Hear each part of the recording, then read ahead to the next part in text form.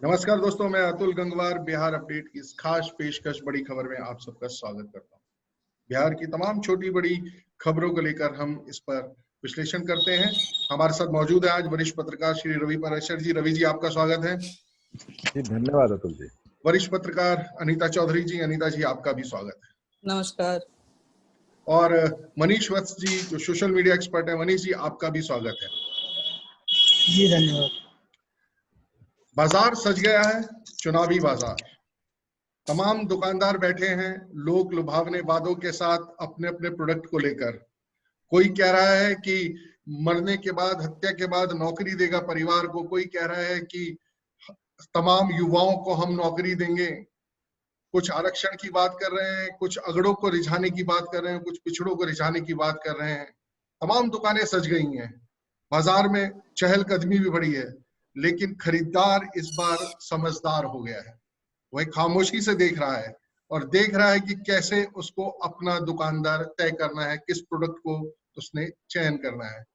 चलिए इसी पर चर्चा शुरू करते हैं। और मनीष जी, बताइए कि सोशल मीडिया में क्या इस समय ट्रेंड कर रहा है। जी, सोशल मीडिया की बात करें तो कल दिन भर तो सोशल मीडिया में कंगना का मामला ट्रेंडिंग में रहा। बीएमसी ने जो उसके ऑफिस पे बुलडोजर चलवाया था, तोड़ फोड़ किया था, उसका मामला दिन भर ट्रेंडिंग में रहा। लेकिन शाम में लगभग 8 बजे के बाद तेजस्वी यादव ने जो आह्वान किया था 9 तारीख को 9 बजे 9 मिनट 9:09 पर वो बत्ती गुल करके लालटेन दिया ये सब जलाने का, मोमबत्ती जलाने का आह्वान किया था। तो वो रात में 9 बजे के करीब ट्रेंडिंग करने लगा, 9:09। हालांकि ये ट्विटर पे ही ट्रेंड दिखा, बहुत ज़्यादा असर बिहार में इसका हुआ नहीं। राजद के कार्यकर्ताओं ने मोमबत्तियाँ जलाई और कई जगह तो बल्ब भी जलाए और साथ साथ मोमबत्तियाँ भी जलाते रहे। यहाँ तक कि खुद तेजस्वी यादव की टीम में भी मात्र 9 लालटेन ही जल पाए, जो मतलब देसी लालटेन होता है। इसके अलावा 12 के करीब उन्होंने चाइनीज लालटेन का उपयोग किया। तो कुल मिला के कहा जा सकता है कि उनका ये आह्वान, हालांकि उनके सपोर्ट में समाजवादी पार्टी और कई विपक्षी दल भी आए, लेकिन बहुत ज़्यादा असर नहीं कर पाया। बहुत ज़्यादा उनका ये आह्वान लोगों के दिलो दिमाग में असर नहीं कर पाया, प्रभाव नहीं डाल पाया।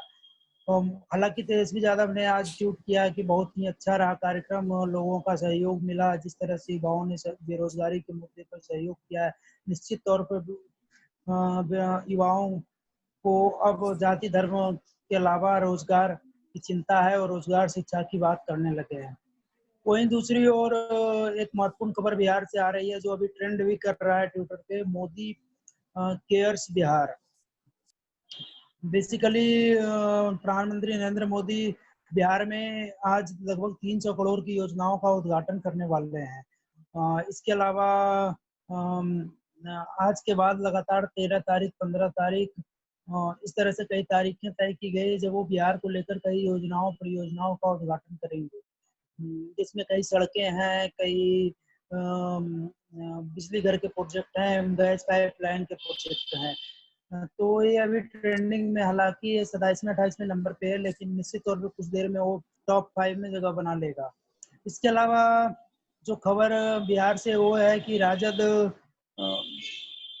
के साथ सीटों का बंटवारा का महागठबंधन का राजद में सीटों के बंटवारे की खबर है। कांग्रेस ने के सदानंद सिंह ने लगभग एक दिया है कि इतना समय हो गया और अभी तक सीटों का बंटवारा नहीं हुआ है, अब तक हो जाना चाहिए।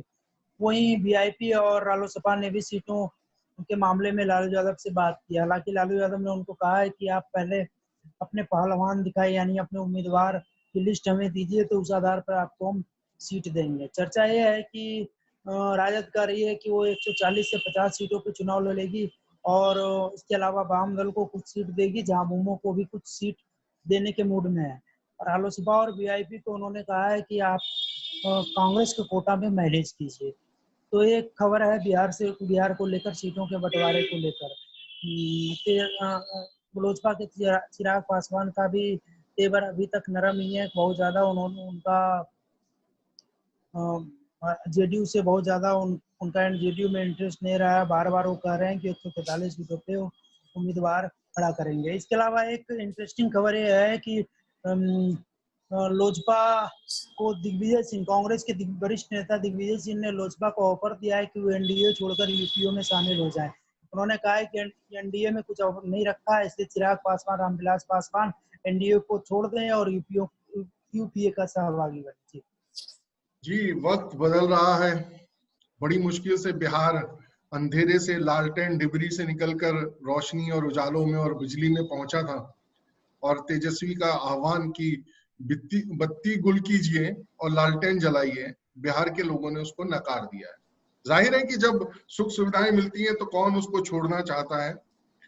अनीता जी, जिस प्रकार से तेजस्वी नरेंद्र मोदी की नकल कर 9 तारीख 9 बजे 9:09 पर 9 लालटेन जलाने की बात कर रहे थे, तो कहीं लगता है कि आपको कि जो एक ये उन्होंने अपने अंदर एक जज्बा जगाया है कि वो एक एग्रेसिव, जिस प्रकार से वो विपक्ष पर हमले भी बोल रहे हैं, और कल का जो एक प्रकरण ये हुआ, जो उनका एक जन चेतना जगाने का एक आह्वान था, हमने देखा मोदी जब थाली बजाने की बात करते थे तो लोगों ने थाली बजाई, ऐसी बजाई कि थालियां फट गईं।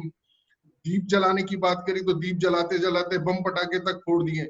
और वहीं लालटेन का जो टिमटिमा भी ना पाई बिहार में, तो उसके लिए लगता है कि आपको कि जनता कहीं ना कहीं अपना मन बना चुकी है और उसने तय कर लिया है कि उसे क्या करना है। देखिए, कल जिस जोश के साथ तेजस्वी यादव आए, शायद उन्हें इस बात का एहसास था कि जनता का समर्थन भरपूर मिलेगा। हालांकि नकलची वाले आइडिया के साथ आए, लेकिन कहा जाता है कि नकलची आइडिया, जो नकल करते हैं, डुप्लीकेट हमेशा डुप्लीकेट ही रह जाता है, चाहे वो अमिताभ बच्चन का हो, चाहे वो आइडिएशन लेवल पे हो। तो वही डुप्लीकेट वहां पे रह गया और वो स्पार्क नहीं क्रिएट कर पाया। लालू यादव के अपना पूरा परिवार, अपना पूरा कुनबा और कुछ आरजेडी के कार्यकर्ता ही उस लालटेन के साथ नजर आए। हालांकि उसका भी चाइनीजीकरण हो गया। वो लालटेन विशुद्ध भारतीय अंदाज में नहीं आके चाइनीज स्टाइल में, चाइनीज लाइट्स के साथ आया। तो वहां भी जो शेप है उसमें कहीं ना कहीं मिलावट नजर आई। तो ये मिलावट का खेल कब तक आरजेडी खेलती रहेगी और आगे उसके दम पे आगे बढ़ने की कोशिश करेगी, ये कितना साथ देगा, ये तो जनता ने कल संकेत दिया है। अब चुनावी रण में पूरे जोर शोर के साथ तेजस्वी यादव को उतरना है। हालांकि बैकअप पीछे से लालू यादव का है, लेकिन जो फ्रंट फुट पे वो खेल रहे हैं, उस फ्रंट फुट पे वो कितना जनता को रिझा पाते हैं, वो कल एक ट्रेलर हमने देख लिया। आगे जब चुनाव का डिक्लेरेशन होता है, उसके बाद किस तेज के साथ, किन किन मुद्दों के साथ ये महागठबंधन आरजेडी की अगुवाई में आगे बढ़ती है, ये देखना होगा। लेकिन कल बिहार की जनता ने ये तय कर दिया कि ये लालटेन उन्हें पसंद नहीं है। अब वो लालटेन के साए में नहीं, बल्कि तकनीकी ऊर्जा के साथ, बिल्कुल विशुद्ध रोशनी के साथ वो विकास के मैदान में जाने की सोच रहे हैं। क्योंकि आपको बता दें कि कल से ही सोशल मीडिया पे कुछ ऐसे पिक्चर्स वायरल हो रहे हैं जो कि नीतीश के ऑफिशियल हैंडलर से या उनके द्वारा या उनके कार्यकर्ताओं के द्वारा तो नहीं आ रहा है, लेकिन कहीं ना कहीं उनके प्रॉक्सी जो है इसको वायरल कर रहे हैं। जैसे कि पटना का कितना सौंदर्यीकरण हुआ, पटना गेट जो कॉरिडोर जो बनाया गया है उसका, जो गंगा घाट को खूबसूरती, जिस गंदगी के साथ गंगा मैया वहां पे बहती थी, उसका पानी कितना निश्चल और कलकल हो गया है, और गंगा घाट कितना खूबसूरत पेंटिंग्स के साथ, लाइटिंग के साथ उस गंगा कॉरिडोर को कितना खूबसूरत बना दिया गया है। ये सारे पिक्चर्स वायरल हो रहे हैं। गांव में किस तरह से बिजलियां पहुंची हैं और किस तरह से हाईवे जो है वो रफ्तार में चल रहा है, ये सारे पिक्चर्स जो चल रहे हैं। तो जाहिर सी बात है कि ये इस युद्ध में कहीं ना कहीं तकरार जो है तेज होती जा रही है राजनीति के इस युद्ध में। और काम लालटेन वर्सेस जो लाइट्स, यानी कि इलेक्ट्रिसिटी, वो कहीं ना कहीं आमने सामने खड़ा हुआ होता नजर आ रहा है। नीतीश कुमार लगातार अपने काम को गिना रहे हैं। हालांकि जनता को कहीं ना कहीं बहुत सारी शिकायतें हैं, लेकिन जब इन कामों को देखेंगे, खासकर गंगा कॉरिडोर को देख के जब मैंने फोटो देखा तो मुझे एहसास ही नहीं हुआ कि वही गंगा घाट है। मैं पिछले कई सालों से पटना नहीं गई हूँ, लेकिन जब मैं जाती थी तो गंगा की हालत देखकर हम लोग गंगा घाट पे जरूर जाया करते थे, क्योंकि हमारा कॉलेज वॉलेज, हमारी स्कूल सब उसी घाट पे, हर कॉलेज हर स्कूल आप देखेंगे तो उसी जगह पे, उसी घाट पे, गंगा घाट पे आपको पटना में नजर आएगा। तो हमने देखा कि वो बहुत गंदा, बहुत अजीब सा हुआ करता था, अजीब सी बदबू आती थी, लेकिन वहां पे इतनी खूबसूरत मिथिला पेंटिंग और इतनी खूबसूरत लाइट, इतना लोग वहां वॉक कर रहे हैं, लोग वहां जी चल रहे हैं। डेंजरस माना जाता था, लोग जानते, क्राइम का गढ़ वो गंगा घाट होता था कि कोई भी क्रिमिनल्स जो है, किसी का मर्डर होता था तो बॉडी वहां फेंक दिया जाता था, कोई उठाई गरी होती थी तो वहीं जाके सारे गंदे काम होते थे। तो ये सारा चीज वहां पे नजर नहीं आ रहा था। इतना खूबसूरत गंगा घाट पटना का हो सकता है, मैं भी नहीं इमेजिन कर पाई। जी जी जी बहुत जी ख्वाहिशों का तो कोई अंत नहीं है, और जनता क्योंकि निरंतर लंबे समय से सिर्फ लोक लुभावने वादों से घिरी हुई थी, तो उसकी आकांक्षाएं, उनकी इच्छाएं तो बहुत हैं, और सभी पूरा करना तो किसी के लिए संभव नहीं है। लेकिन ये बात जरूर है कि मौजूदा सरकार ने उस दिशा में प्रयास किए हैं और कुछ परिवर्तन दिखाई दे रहे हैं।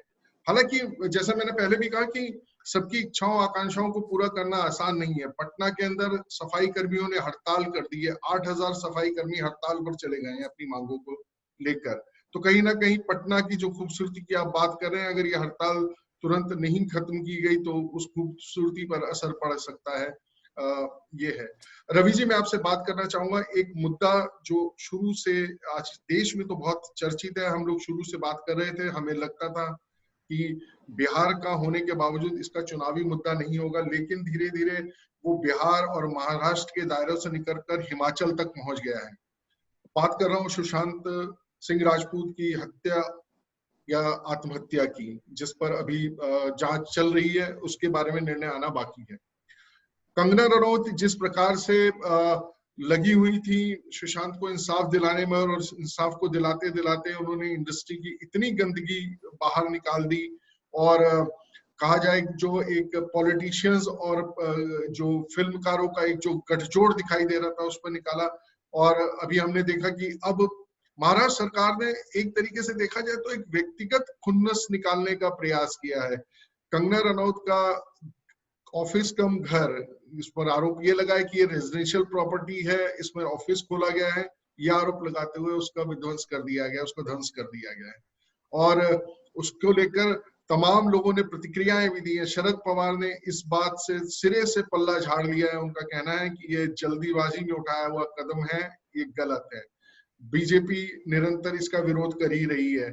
कल कंगना रनौत लंबे समय के बाद मुंबई में पहुंची। केंद्र सरकार ने जो उनको वायु श्रेणी की सुरक्षा दी है उसके साथ वो वहां पहुंची, और वहां शिवसेना के कार्यकर्ताओं ने उनका विरोध किया। वहीं रामदास अठावले के कार्यकर्ताओं ने और करणी सेना ने कंगना का समर्थन करते हुए आमने सामने मुकाबला किया। अब ये मामला और तूल पकड़ता जा रहा है।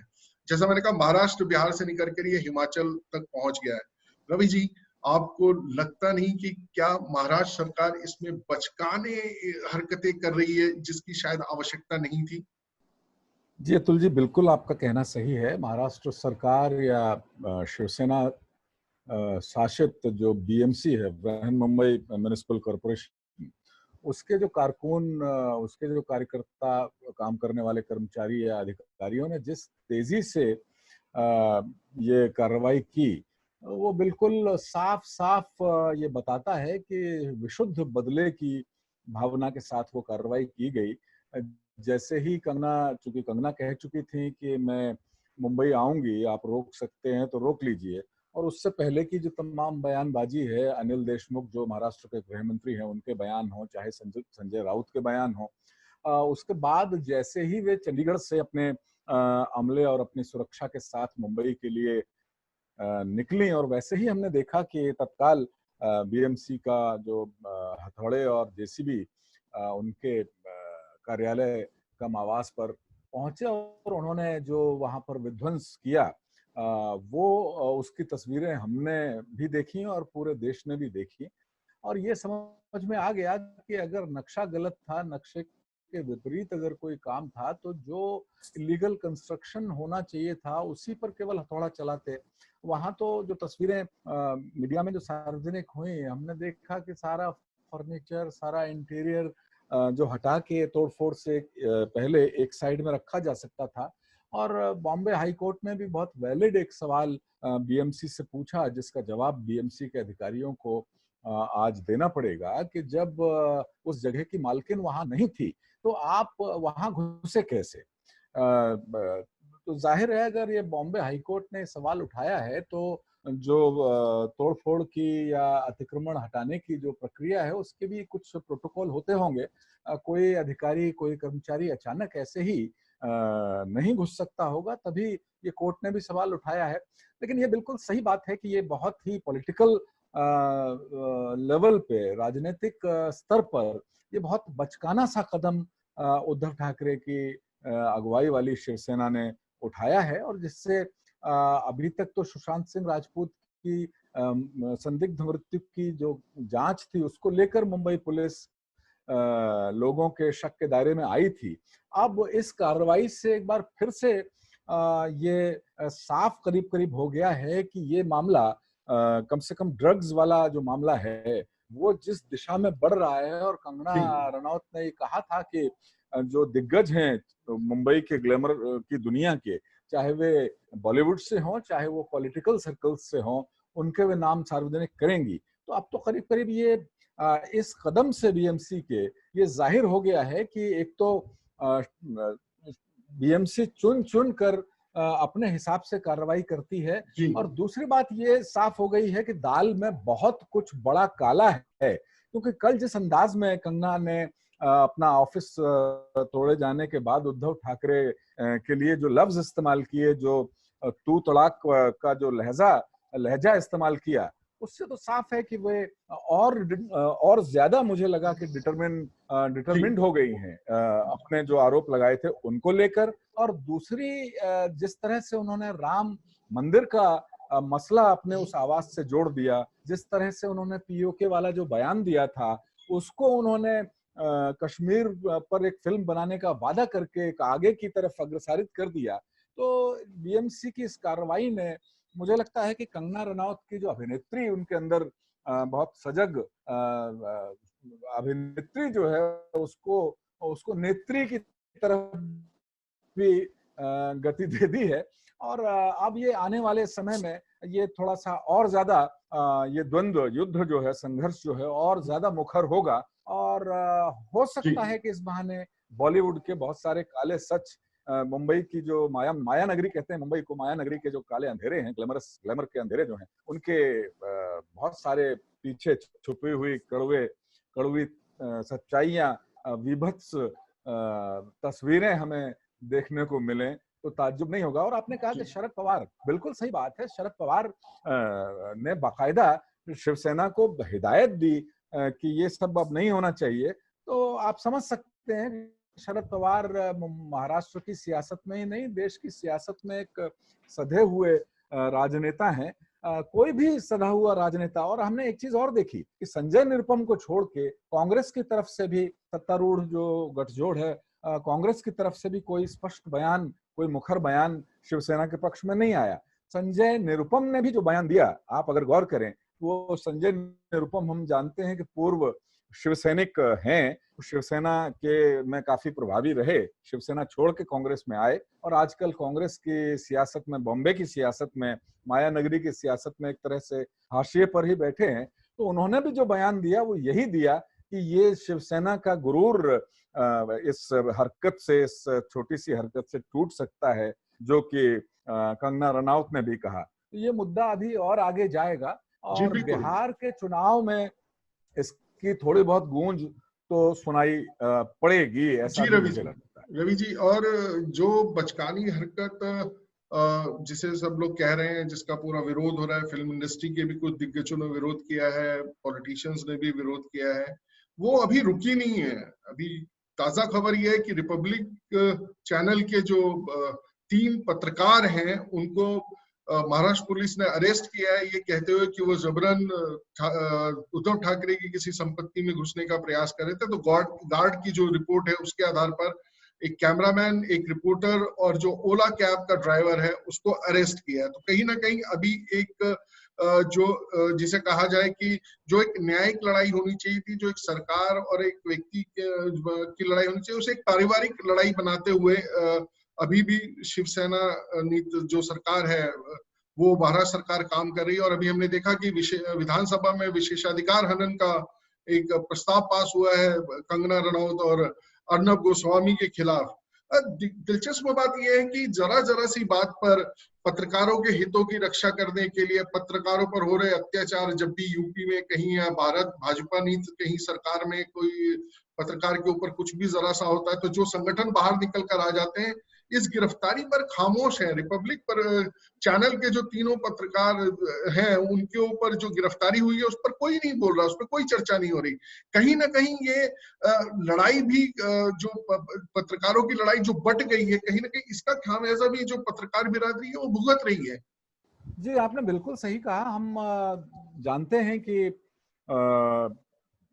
मीडिया, पत्रकार बिरादरी इस समय बिल्कुल 360 डिग्री पर या कहें कि 180 डिग्री पर डायपोलिक जो एक स्वरूप होता है उसमें बटी हुई है।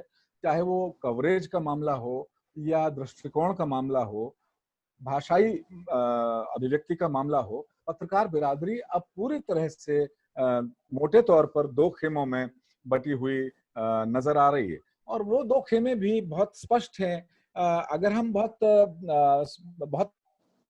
गंभीरता से, बहुत गहन अगर इस विषय पर विचार करें तो हर चैनल भी दो खेमों में एक तरीके से बटा हुआ दिखाई दे रहा है। एक मालिक होता है, मालिक पक्ष है, और दूसरा मालिक के कहने पर जो पत्रकार तदनुसार कार्रवाई करते हैं, वो एक दो स्पष्ट खेमे हैं। हमने कई चैनलों में देखा कि अगर किसी पत्रकार ने जो चैनल के मैनेजमेंट की जो सोच थी उसके उलट कुछ कहने की कोशिश की तो उसको बाहर का रास्ता दिखा दिया गया या उसको विवश किया गया कि वो खुद ही नौकरी छोड़ के चले जाए। इस तरीके के वाकये भी बीच बीच में सूचना बने। और अब ऐसा भी बिल्कुल होने लगा है कि कोई चैनल एक अपनी अलग राय लिए हुए है। जैसे कि आपने नाम लिया रिपब्लिक चैनल, वो शुरू से ही रिया चक्रवर्ती को इस तरह पोर्ट्रे किया है उन्होंने कि जिस तरह से उनके पास उन्होंने सुशांत सिंह का मर्डर होते हुए देखा है और बहुत सारी चीजें उन्होंने, जो मीडिया की एक सीमा रेखाएं होनी चाहिए, रिपोर्टिंग की एक सीमा रेखा होनी चाहिए, उसको लांघते हुए एक अपने कवरेज को उन्होंने अंजाम दिया। और उसका नतीजा भी हमने देखा कि टीआरपी जो है उसमें वे अब उनका चैनल नंबर 1 2-3 हफ्ते से आने लगा है। लेकिन ये बात भी बिल्कुल सही है कि अगर मीडिया को इतना साहस, इतनी हिम्मत मीडिया कर्मियों के अंदर अगर आ रही है तो जाहिर है कि जो लोकतंत्र के बाकी 3 हिस्से हैं उनमें भी उतनी ही गिरावट हमें देखने को मिल रही है। और शायद इसी का एक ये नतीजा है कि हर कोई अपने बिल्कुल उरूज पे जाके रिएक्शन कर रहा है। हमने देखा है कि उत्तर प्रदेश विधानसभा हो, इवन संसद हो, वहाँ क्या हाल हो जाता है कुछ मसलों के विरोध में। वेल में जाके किस तरह से सांसद, माननीय सांसद कैसा बर्ताव करते हैं, और जम्मू कश्मीर विधानसभा हो चाहे यूपी विधानसभा हो, कैसे माइक तोड़ के एक दूसरे पर फेंकने वाला बर्ताव किया जाता है। और हमने अब सरकार को भी देख लिया, अब कंगना रनौत ने जो कुछ कहा उनको कहने दिया जाता। उसके बाद बहुत सारी राज्य की भी एजेंसियां होती हैं, केंद्र की एजेंसियां होती हैं, जांच चलती रहती है। लेकिन जिस तरह से उनके खिलाफ व्यक्तिगत कार्रवाई की गई, वो ये जो सब अब होने लगा है, मुझे लगता है कि पूरे समाज को अब थोड़ा सा आंदोलित होने की जरूरत है। लेकिन वो होगा कैसे, मुझे अब इस बात का जवाब जी होगा कैसे, अभी उस पर थोड़ा सा मैं अनीता जी से प्रकाश डलवाऊंगा। लेकिन उससे पहले एक छोटा सा बात मैं कहना चाहता हूँ अनीता जी, इस बार तमाम घटनाओं को लेकर कोई अवार्ड वापसी गैंग नहीं है कि जो अवार्ड वापस कर रहा है। इस बार हुआ ये है कि रिपब्लिक चैनल के 2 जर्नलिस्टों ने इस्तीफे दिए हैं और ये कहते हुए कि जो जिस प्रकार से रिपब्लिक चैनल अपनी कवरेज कर रहा है उससे वो आहत हैं, उससे वो जिसे कहते हैं कि वो उनको पसंद नहीं है, वो तरीका नहीं है। और उन पर दबाव डाला जा रहा था कि जो सोच चैनल की उसके हिसाब से ये करा जाए, कवरेज की जाए, तो उन्होंने इस्तीफा दे दिया। जहां एक और इस समय मीडिया इंडस्ट्री में लोगों को चैनल से निकाला जा रहा है, उनके सामने कोई रास्ता नहीं दिखाई दे रहा, वहां पर कुछ लोगों का इस तरीके का व्यवहार करना, चैनल छोड़ना, तो कहीं ना कहीं ये अवार्ड वापसी का एक दूसरा रूप तो नहीं, क्योंकि बिना बैकिंग के तो आप अपनी लगी लगाई नौकरी नहीं छोड़ते। हम सब जानते हैं कि चैनल की विचारधारा और हमारी विचारधारा यानी पत्रकार की विचारधारा में कोई मेल नहीं होता। आपको हमेशा मालिक के हिसाब से चलना पड़ता है, क्योंकि वही रेवेन्यू जनरेट करता है, वही सैलरी देता है। अगर आप इतने ही स्वतंत्र हैं तो क्यों नहीं आप अपना एक चैनल अपनी विचारधारा का खोल लेते। तो ये जो चल रहा है इसके बारे में आपका क्या कहना है? इस तरीके से लोग मुखर होकर नौकरियां छोड़ रहे हैं, अपने एडिटर्स पर, अपने मालिकों पर आरोप लगा रहे हैं। देखिए, जब कोई पत्रकार पत्रकारिता करने जाता है, किसी संस्थान को ज्वाइन करता है, तो उसको लगता है कि वो एक समाज में बदलाव लाने के लिए इस जर्नलिज्म के फील्ड को ज्वाइन किया है। लेकिन जब धीरे धीरे हम जाते हैं और सिस्टम में जाते हैं तो हमें पता चलता है कि हम नौकरी कर रहे हैं, और उस नौकरी में पत्रकारिता हमें संस्थान के हिसाब से करनी पड़ती है, क्योंकि संस्थान है तो हम हैं। क्यों, अगर आपको घर चलाना है और आपको अपने रोजगार के संसाधन को सुनिश्चित करने हैं, तब कभी कभी विचारधारा जो है वो उस जरूरत पे हावी हो जाता है और लोग इस्तीफा दे देते हैं, क्योंकि उन्हें लगता है कि ये विचारधारा जो मालिक की विचारधारा है या जो वो है टोटली उनकी विचारधारा से कि बिल्कुल उनकी जो सोच है उससे बिल्कुल अगेंस्ट जा रहा है। तब वहां पे वो किसी कॉम्प्रोमाइज नहीं करते हैं, और जाहिर सी बात है वो लगातार ऐसे अटैक करते हैं ताकि किसी ना किसी लॉबी में के वो पार्ट बन जाए। तभी वो इस तरह के डिसीजंस भी लेते हैं जब इस ग्राउंड पे होता है कि वो जो करवा रहे हैं हमसे वो बिल्कुल हमारे सोच के खिलाफ है। आपका सोच, जब किसी ऑर्गेनाइजेशन को आप ज्वाइन करते हैं तो आपका सोच कहीं भी एग्जिस्ट नहीं करता है, आपको ऑर्गेनाइजेशन के सोच के हिसाब से चलना पड़ता है। आपकी पत्रकारिता आपके स्वतंत्र किसी और प्लेटफॉर्म पे तो हो सकती है, लेकिन ऑर्गेनाइजेशन के प्लेटफॉर्म पे आपको उसी हिसाब से चलना पड़ेगा जिस हिसाब से वो ऑर्गेनाइजेशन कह रहा है। और अगर विचारधारा मेल नहीं खाती है तो कहीं ना कहीं ऑर्गेनाइजेशन की तरफ से भी ये प्रेशर बनाया जाता है, और वो व्यक्ति भी अगर झुकने को तैयार नहीं होता है तो उसका नतीजा होता है इस्तीफा या टर्मिनेशन। तो ये एक अलग मसला है, वो हमेशा आड़े आते रहा है पत्रकारिता और संस्थान के बीच में, पत्रकार और संस्थान के बीच में, और ये आगे भी होता रहेगा। अवार्ड वापसी गैंग इसलिए अभी फिलहाल अंदर घुसी हुई है, बिल में घुसी हुई है, क्योंकि जिसके खिलाफ वो आवाज उठाते थे आज वो मुद्दा ही उन पर उंगली उठा रहा है। क्योंकि जिस अवार्ड वापसी गैंग की आप बात कर रहे हैं, चाहे वो बॉलीवुड के हों, चाहे वो पॉलिटिशियन ग्रुप के हों, या लेफ्टिस्ट विंग जिसको हम बोलते हैं, जो इंटेलेक्चुअल विंग है, वो सब एक सम्मिश्रण जो मिक्सचर थे, एक अलग अलग कुनबे में नजर आते थे, लेकिन जब वो बोलते थे तो उनकी भाषा एक होती थी, उनकी सोच एक होती थी, उनके ट्वीट्स एक होते थे और उनके एक्शंस एक होते थे। लेकिन यहाँ पे आखिर वो किसके अगेंस्ट वो बोले, क्योंकि उंगली तो इस बार उन पे उठी हुई है, और वो बिल्कुल ऐसा कहते हैं ना कि अभी वो चक्रव्यूह में फंसे हुए हैं, और अगर उनकी तरफ से एक भी कुछ स्टेटमेंट आता है तो उस स्टेटमेंट का क्लेरिफिकेशन भी उनको जरूर देना पड़ेगा। तो फिलहाल वो अपने कुनबे में रह के, अपने बिल में घुस के अपना बचाव कर रहे हैं, किसी और मामले में फंसना नहीं चाहते हैं। लेकिन पत्रकारिता की अगर हम बात करेंगे तो आज की डेट में सच में पत्रकारिता को थोड़ा पत्रकारिता और ये जो जर्नलिज्म के ऑर्गेनाइजेशन है उनको सोचना पड़ेगा कि आखिर वो किस स्तर पे जा रहे हैं, और वो जो लेवल होता है, इशू उठाना, मुद्दों पे जनता के साथ खड़े होना, किसी भी गलत चीज के लिए मुखर होके बोलना, न सरकार की परवाह करना न विपक्ष की परवाह करना, ये एक पत्रकार और पत्रकारिता से जुड़े संस्थान का कर्तव्य है। लेकिन जब इशू सिस्टम के पास चला जाता है और जांच पड़ताल शुरू हो जाती है तो उस पे अपने फैसले सुनाना कहीं ना कहीं उस दायरे का उल्लंघन होता है जहां पे कंट्रोल करना बहुत जरूरी होता है। जांच चल रही है, क्या नतीजा आता है ये देखना बहुत जरूरी होगा। अगर हम उस पे फैसला उसके पहले सुनाना शुरू कर देंगे तो कहीं ना कहीं इससे जांच भी प्रभावित हो सकती है, ये मेरा मानना है अतुल जी। लेकिन आज की डेट में हम देखें तो कहीं ना कहीं जो जर्नलिज्म है, जिसको चौथा स्तंभ हम बोलते हैं, वो कहीं ना कहीं बहुत ज्यादा अपनी अपने कर्तव्य और अपनी विचारधारा के बीच में सैंडविच बना हुआ नजर आ रहा है। और वो जिस तरह से मुखर हो रहा है, चाहे वो सत्ता विंग के साथ बोलने वाले राइटिस्ट विंग के विचारधारा के लोग हों या लेफ्टिस्ट विंग के विचारधारा के लोग, अगर एक दूसरे के खिलाफ बोल रहे हैं तो ये लूप होल जो है इंटेलेक्चुअल जो ग्रुप है या पॉलिटिकल ग्रुप है, पॉलिटिकल पार्टियां हैं, उनमें भी कहीं ना कहीं बहुत ज्यादा है जिसको वो अपोज नहीं कर पा रहे हैं। उनके पास कोई अख्तियार नहीं है। आज भले एक पत्रकार उठाया गया है, लेकिन उसका खामियाजा शिवसेना को किस हद तक भुगतना पड़ सकता है शायद शिवसेना भी नहीं जानती है। और उसका खामियाजा उस ऑर्गेनाइजेशन को भी कितना भुगतना पड़ सकता है, वो ऑर्गेनाइजेशन भी नहीं समझ पा रहा है। आप बहुत ठीक कह रही हैं, क्योंकि ये जो वैचारिक लड़ाई है ये बड़ी अच्छी और अद्भुत मोड़ पर पहुंच गई है। संजय राउत कहते हैं, जब कंगना रनौत ने उन पर आरोप लगाया कि बाबर ने उनका घर, जिसे वो राम मंदिर कहती है, तोड़ा है, तो संजय राउत ने कहा कि हम वो हैं जिन्होंने बाबरी मस्जिद तोड़ी थी। और इस पे बड़े किम कर्तव्य विमूढ़ स्थिति में कांग्रेस और एनसीपी है, क्योंकि अब समझ में नहीं आ रहा कि वो बाबरी मस्जिद तोड़ने वालों के जो साथ हैं उनका समर्थन करें या कंगना रनौत का समर्थन करें। तो ये बड़ी अजीब सी स्थिति है, जिसे कहते हैं कि का करी काना करी में फंस गए हैं लोग। खैर, आज के लिए बिहार अपडेट में इतना ही। एक छोटी सी खबर और है। बिहार आरजेडी के नेता रघुवंश प्रसाद सिंह, इस समय उनकी सेहत खराब है और वो एम्स में एडमिट है, स्वास्थ्य लाभ प्राप्त कर रहे हैं। हम लोग चाहेंगे कि वो जल्द से जल्द स्वस्थ हों।